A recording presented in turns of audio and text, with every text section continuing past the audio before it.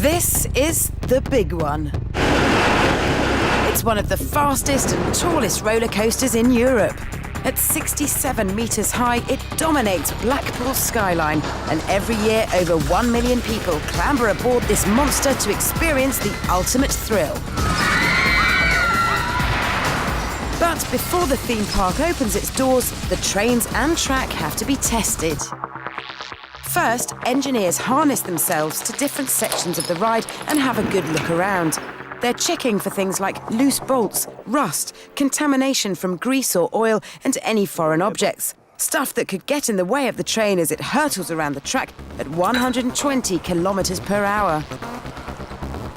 When the engineers give the track the all clear, sandbags are strapped into the train to simulate passengers, and it gets sent around the track once at full speed.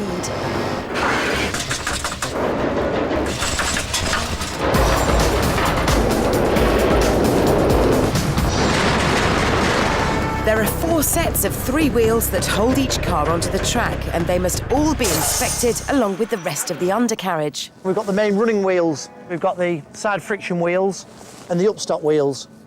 Because all we do with these, we just turn them, make sure there's no cuts in them, and just make sure they're in good condition. These are the main brake fins that stop the train. We've got to make sure that these brake fins, there's no contamination on them at all.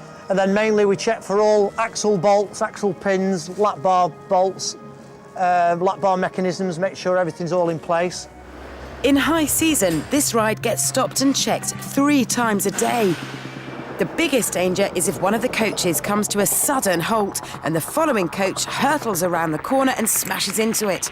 So they have to test the emergency brakes. They simulate a stricken coach here and send a second coach on its way. It should automatically sense there's a blockage on the line and come to a halt.